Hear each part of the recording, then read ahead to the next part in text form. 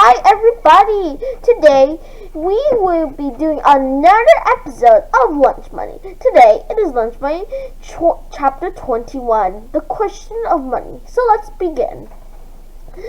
Chapter 21, the question of money. Thursday afternoon was scraping along like a glacier. Greg looked at the clock again. Not even 4 minutes had passed it. It was almost the beginning of fifth period. Mrs. Commerce was teaching them a new piece of music, and she was working with the symphonicals first, then came the altos, then finally the turns would get their turn. At this rate of the day, this school day was going to drag on for a month, maybe two. Today was the night of the school committee meeting, and Greg couldn't wait. He was eager to stand up and talk to grown-ups, a whole crowd of them. He was even going to state his case. He might even have an argument. That part was exciting to him. Greg was dying to see what everyone would think about his comic book club, but more than ever, Greg wanted the whole thing to be over and finished, so one way or another, he wanted it to be over so he could think about something else, because for a solid week now, he'd been thinking nothing but money, and during that week, money had become much more complicated, until his big blow up with more, and then the run-ins with Mr. Z and Mrs. Davenport. The question of money is simply for a question for Greg. In fact, it had simply made a question. Money was money, and money was great. It was good and would make it.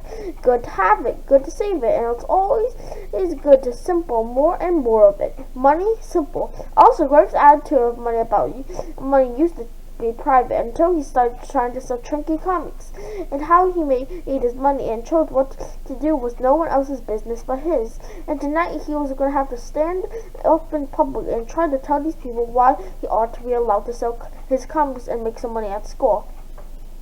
It helped that more order was in Mr. Z too, but Mr. Greg knew that they didn't think about money the way he did, and he thought he was a nutcase, a money maniac, a maniac. And tonight, what if everyone else thought so too? And worse than that, maybe if what they said was actually true. Greg thought, maybe I am a greedy little money grabber. Maybe I don't care about anyone but myself.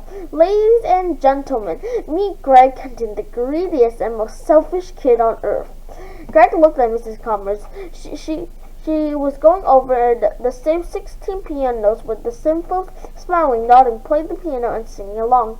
It looked like she was hard at work, and I knew that teachers don't make a lot of money, he thought. None of the teachers do.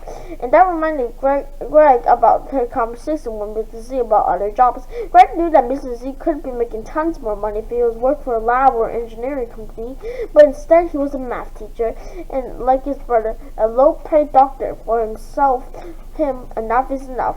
Even since that conversation, Greg had still thought that Mr. Z's toilet paper at least 4 times a day, and 3 days ago, Greg had heard on the evening news that Bill Gates, one of the richest men in the world, was giving away another $375 million for education in Africa. Super rich and giving the money away. And in the same story, he told how Ted Turner, the man who started CNN, gave $1 billion away to the United Nations. $1 billion. Money funny through everywhere, around school and on the soccer field, across town, in his home, even to the bathroom. Greg couldn't get away from them, but the slow motion day would never end. If tonight's school meeting would ever come, maybe that could change.